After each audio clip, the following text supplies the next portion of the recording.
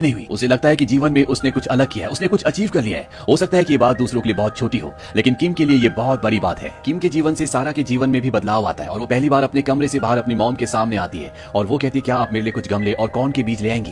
दरअसल मैं कॉर्न उगाना चाहती हूँ। और ये कहकर वो अंदर चली जाती है। इस बात से सारा की मॉम को बहुत खुशी होती है क्योंकि उसका जीवन बदल रहा है। अब वो धीरे धीरे नॉर्मल हो रही है। वहीं किम के कॉर्न अब पूरी तरह से पक चुके हैं और वो पहली बार अपनी फसल से कॉर्न तोड़ता है और वो उससे नूडल्स बनाता है। और जो पैकेट उसने कई महीनों से अपने पास बचा कर रखा था जिसमें नूडल्स का मसाला है, वो मसाला उसके अंदर डालता है और जब नूडल्स बन जाते हैं और जब वो उन्हें खाता है तो उसकी आंखों में आंसू होते हैं। वो बहुत इमोशनल हो जाता है क्योंकि ये उसके लिए महज नूडल्स नहीं है, बल्कि ये उसके लिए वो उम्मीद है जिसने उसे जिंदा रखा, जिसने उसे ये सिखाया कि जिंदगी में हमें कभी भी हार नहीं माननी चाहिए, बल्कि हमेशा पॉजिटिव रहकर काम करते रहना चाहिए। और किम को रोते हुए और नूडल्स खाते हुए दूर से सारा अपने कैमरे से अपनी दूरबीन से देख रही होती है और वो उसके लिए एक नोट भी भेजती है जिसमें वो लिखती है कांग्रेचुलेशंस। और ये नोट पढ़ने के बाद किम भी अब रेत पर उससे एक सवाल पूछता है। वो वहां पर लिखता है, who are you and why, यानी कि तुम कौन हो और तुम मुझे मैसेजेस क्यों भेजती हो। सारा इसे देख लेती लेकिन वो इसका रिप्लाई नहीं करती। वहीं उसकी वेबसाइट पर जहां पर वो किम की स्टोरीज को और अपनी चीजों को शेयर करती है, वहां पर नीचे कमेंट्स होते हैं कि ये पेज फेक है क्योंकि सारा ने वहां पर जिसकी फोटो लगाई होती है वो खुद नहीं होती, बल्कि उसने किसी और की फोटो लगाई होती है और वो लोग जो उसे फॉलो करते हैं उसमें से एक आदमी उसे जानता है। दरअसल वो उसकी दोस्त होती है, इसीलिए वो कमेंट में लिखता है कि ये पेज फेक है और वो उसे गालियां भी लिखता है। और साथ ही साथ जितने भी और उसके फॉलोअर्स होते हैं वो भी उसे उल्टा सीधा कहते हैं,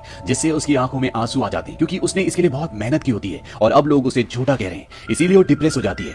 वहीं आइलैंड पर यह दिखाया जाता है कि किम सारा के मैसेज का कई दिनों से इंतजार कर रहा होता है लेकिन सारा उसे रिप्लाई नहीं करती। अब किम जब आइलैंड पर अकेला बैठा होता है तो वहां पर बारिश होना शुरू हो जाती है और धीरे धीरे ये बारिश एक तूफान का रूप धारण कर लेती है और उसकी सारी फसल इसमें नष्ट हो जाती है। और उसकी जो डक बोट होती है जिसके अंदर वो रहता है, जो उसका घर है, वो भी अब पानी में बहना शुरू हो जाती है। लेकिन वो उसे पकड़ लेता है क्योंकि वो किसी भी कीमत पर अपने घर को नहीं छोड़ना चाहता। लेकिन पानी का बहाव इतना तेज होता है कि वो भी उससे छूट जाती है, यानी कि अब उसका सब कुछ तबाह हो चुका है। और अगली सुबह जब सारा अपने कैमरे से अपनी दूरबीन से उसे देखती है तो वहां पर वो